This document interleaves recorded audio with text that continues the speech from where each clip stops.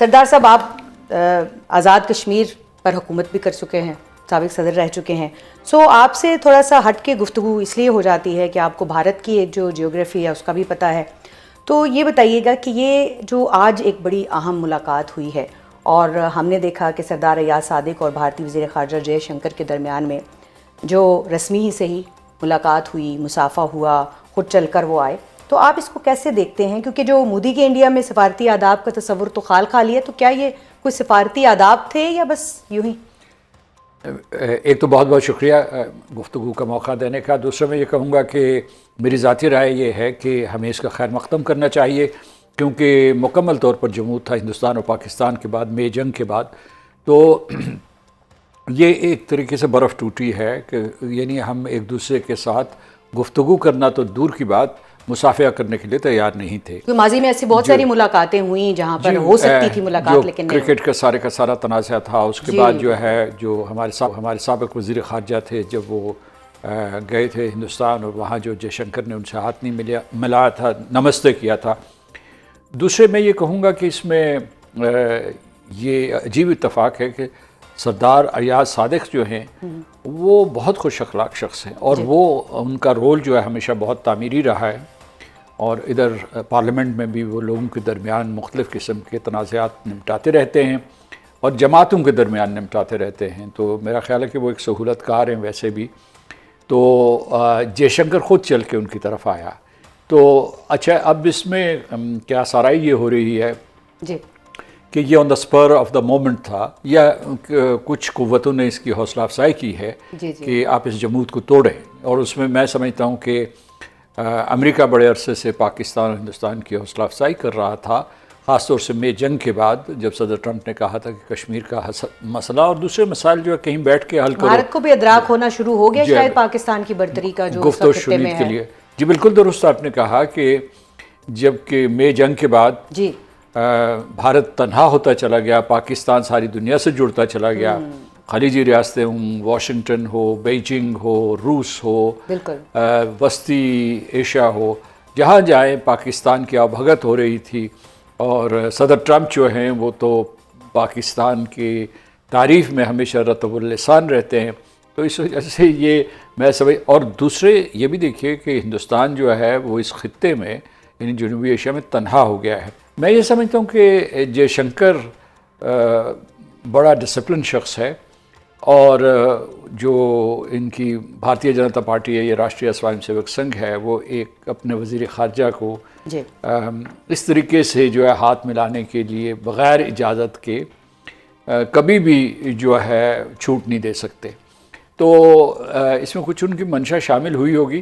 ایک چیز جو ہے وہ اچنبے کی ہے، اور وہ یہ ہے کہ جب سے یہ ہاتھ ملایا گیا، کم از کم میں جو اس پروگرام سے پہلے بھی جو ہے ہندوستانی میڈیا مانیٹر کرنے کی کوشش کر رہا تھا، تو وہاں ایک سناٹا سا ہے. سانپ سونگھا ہوا ہے اس وقت. اس کی ایک وجہ ہے کہ پورے کا پورا ہندوستانی میڈیا جو ہے جو وہ فریمنگ کرتا ہے، وہ پاکستان دشمنی کو کرتا ہے.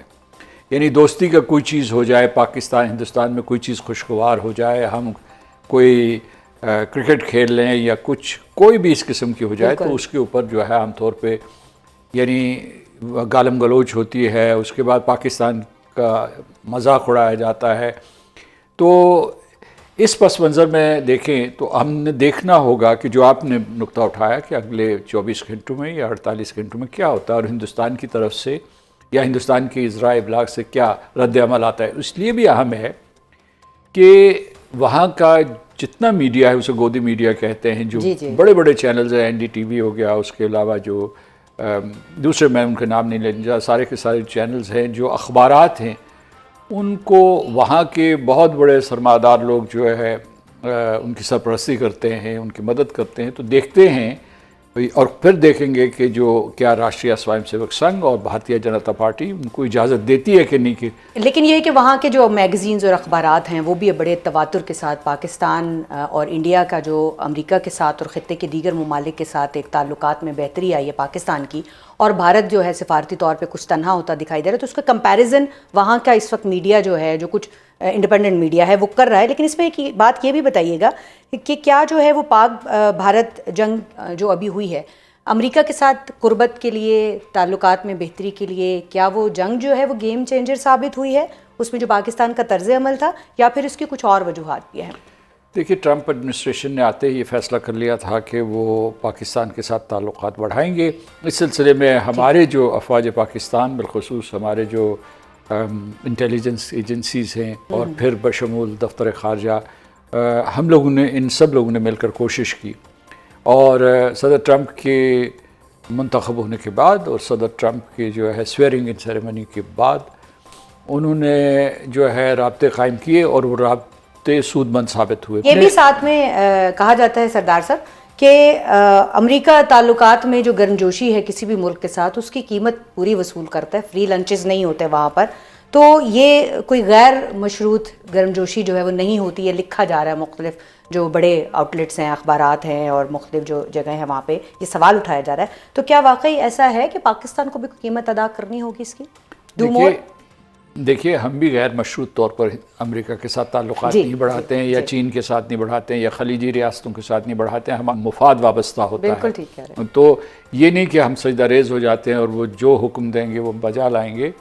اس میں ہمیں مشترکہ مفاد ڈھونڈنا ہوگا، اور اس میں یہ بھی خاص طور پہ معاشی مفاد، جو معاشی مفاد اور جو کرٹیکل منرلز ہیں. اس کے بعد جو ہے ہمارا جو انرجی، بالخصوص رینیویبلز جو ہیں، اگر تیل تلاش کرنے میں وہ ہماری مدد کرتے ہیں تو ہم بہت خوش ہوں گے، اور اس کے بعد تعلقات مضبوط ہوں گے. تو یہ جو ہے اس وقت جو پاکستان کی پالیسی ہے، امریکہ کی پالیسی یہ ہے کہ وہ ایک ملٹی پولر آرڈر کی طرف جا رہے ہیں. امریکہ فرسٹ کا وہ ذکر کر رہے ہیں. ہم لوگ جو ہیں، ہم لوگوں نے ایک لچکدار پالیسی اختیار کی ہے کہ ہم چین سے بھی تعلقات مضبوط رکھیں گے، اور چین سے تعلقات مضبوط رہے ہیں اس سال، اور بلکہ ایک اور اعلیٰ سطح پہ گئے ہیں، اور وہ جو ہم نے سپیک 2.0 کیا ہے.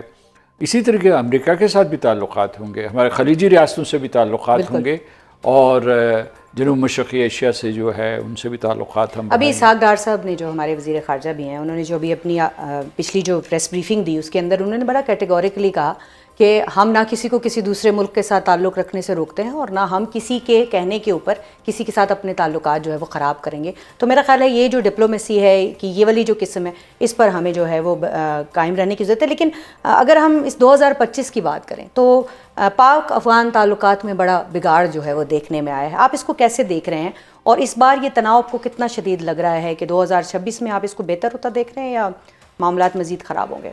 دیکھیے، اگر ہندوستان اور پاکستان کے درمیان مذاکرات شروع ہو جاتے ہیں، اور خاص طور سے ہندوستان کی دہشت گردی کے اوپر آپ کو ایسے بات کوئی چیت ہوتی آثار لگ رہے ہیں کہ ہندوستان اور پاکستان کے درمیان میں ایک مسافے کے بعد مذاکرات شروع ہو جائیں گے؟ نہیں، میں یہ نہیں کہہ رہا. میں کہہ رہا ہوں، میں نے اسی لیے اگر سے فکر کا آغاز کیا تو پھر تو امکانات ہیں کہ ہم ان کو یہ کہیں اور امریکہ سے کہلوائیں، ان کے دوسرے جو حلیف ممالک ہیں ان سے کہلوائیں کہ بھئی جو آپ افغانستان میں درپردہ نیٹ ورکس کے ذریعے جو ہے دہشت گردی کروا رہے ہیں پاکستان کے خلاف، اس کا سلسلہ ختم کریں. یعنی جو افغانستان سے دہشت گردی آ رہی ہے اس میں صرف تحریک طالبان پاکستان نہیں ہے، اس میں سرپرستی جو ہے وہ ہندوستان سے ہو رہی ہے، رو سے ہو رہی ہے، دلی سے ہو رہی ہے. آپ کا سوال بڑا سیدھا تھا، وہ یہ کہ کیا اس میں کوئی امکانات ہیں کہ ہمارے یہ، میں سمجھتا ہوں کہ ہمارے پاس جو بھی سفارتی ٹولز موجود ہیں وہ ہمیں استعمال کرنا چاہیے. اگرچہ ٹھیک ہے اگر وہاں سے حملہ ہوگا ہم اس کا جواب دیں گے، دے رہے ہیں عسکری سطح پہ، لیکن ہم ثالثی بھی ہم نے استعمال کر کے دیکھ لی. لیکن ہمیں ہر ٹول استعمال کرنا چاہیے تاکہ افغانستان اور پاکستان کے درمیان تعلقات ایک مسلسل جنگ کی شکل میں نہ بدلیں. اور دوسرا یہ ہے کہ اس وقت کہا نہیں جا سکتا کہ کیا صورتحال ہو. یہ صورتحال بگڑ بھی سکتی ہے، سنبھل بھی سکتی ہے، اور اس میں جو ہے پاکستان کو کوشش کرنی چاہیے. اگر آپ نے 2025 کا بہت ذکر کیا، میں 2026 کا اگر آپ اجازت دیں. جی پلیز، میں جاننا چاہ رہی ہوں کہ اس میں کیا ہوگا. یہ 2026 ہندوستان کے لیے بھی مشکل ہے اور پاکستان کے لیے بھی مشکل ہے. میں آپ کو بتاتا ہوں، ہندوستان کے لیے اس لیے مشکل ہے کہ اس نے کھوئی ہوئی سپیس حاصل کرنی ہے.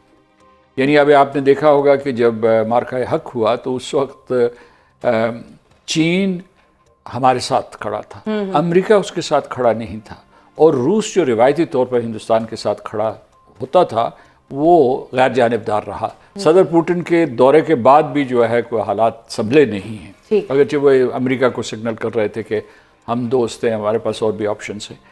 پاکستان کے لیے اس لیے مشکل ہے، یعنی وہ ساری دنیا میں اسے تلاش، نہ اس کی گلوبل ساؤتھ کی لیڈرشپ رہی ہے، نہ بیجنگ جو ہے اس کے اوپر اعتماد کرتا ہے، نہ وہ بیجنگ سے قطع تعلق کر سکتا ہے کیونکہ اس کا بہت بڑا ٹریڈ ہے اور اس کے جو $100 بلین کا اس کا جو ہے امپورٹ آتا ہے وہاں سے، یہ چھوٹی موٹی چیزیں وہاں بیچتے ہیں.